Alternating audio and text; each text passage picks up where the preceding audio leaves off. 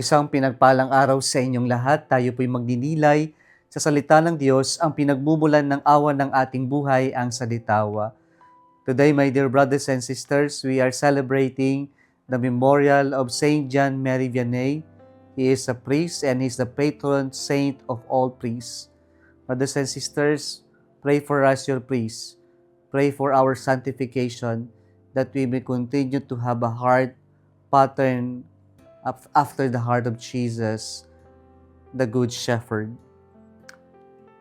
Mga kapatid, kadalasan tinitingnan po natin ang kalinisan sa panlabas na aspeto. Malinis kapag malinis ang nakikita ng ating mga mata.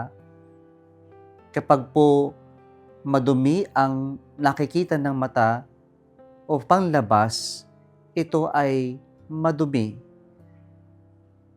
Pero dito lang ba natin makikita ang kalinisan sa kung ano ang nakikita ng mata?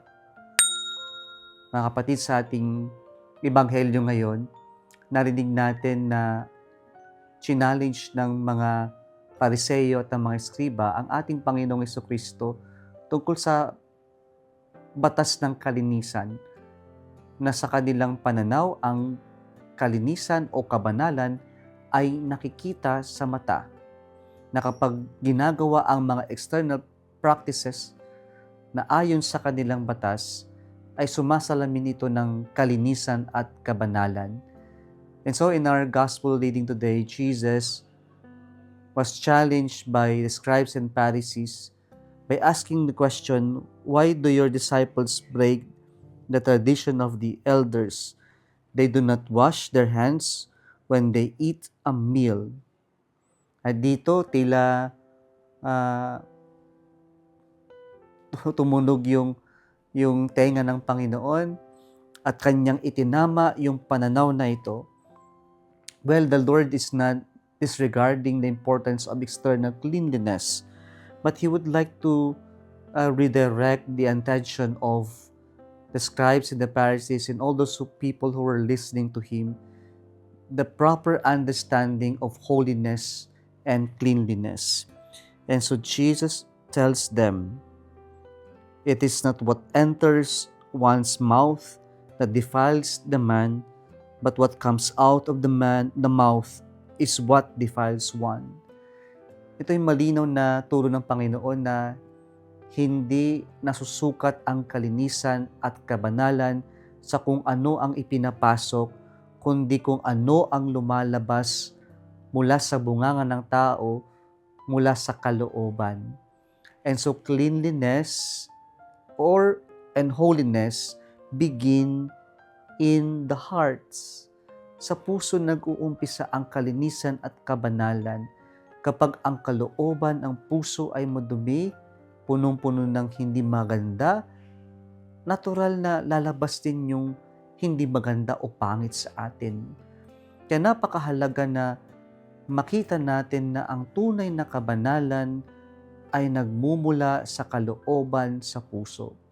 Maganda po na sa araw na ito, pinagdiriwang natin ang dakilang kapistahan ni Saint John Mary Vianney. Tinuturuan niya tayo kung ano nga ba ang tunay na kalinisan at kabanalan. Ang turo ni Juan Marie Vianney, na ang kabanalan ay nag-uumpisa ito sa offering of even the little things that we have. Si John Marie Vianney ay hindi naman magaling. Academically, he really struggled.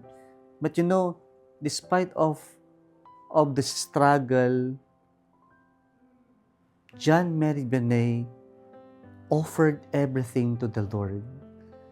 Kaya ang pagpapakabanal ay yung pag-aalay natin, pagsasakripisyo natin, na kahit na yung mga tila walang silbi o kwenta, ay inaalay pa rin natin sa Diyos. Yan ang tunay na pagpapakabanal. Yung kakayanan natin na ialay ang lahat, maski na yung tinitingnan ng ibang tao o sa tingin ng ibang tao ay kakarampot, kokonti o walang silbi. Pangalawang tinuturo sa atin ni Saint John Marie Vianney na ang kalinisan at kabanalan ay tungkol sa pagbababad ng panahon sa Diyos. Cleanness or a clean heart or holiness is a matter of spending quality time with the Lord. Si Juan Marie Vianney, alam ninyo, 16 hours siya nakikinig sa kumpisalan. At ito'y pagpapakita o sumasalamin sa kanyang kabanalan. At ito'y posible at nagagawa niya dahil si Saint John Marie Vianney, bago pa man siya pumunta sa confessional box ng 16 hours, una na siya nagbabad ng oras sa Diyos. Kaya napakahalaga ng panalangin, ng katahimikan, ng pagbababad ng panahon sa Diyos. Spending quality time with the Lord. And finally, ang kabanalan at kalinisan ay pagtitiwala sa Diyos. Na hindi natin kayang lahat, hindi natin magagawa ang lahat.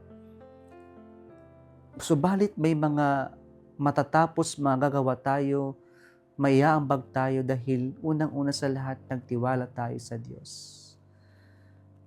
Kaya napakahalaga na lagi natin isaalang-alang isipin na hindi natin hawak ang lahat o yung wala sa atin ng lahat at hindi natin kayang gawin ng lahat.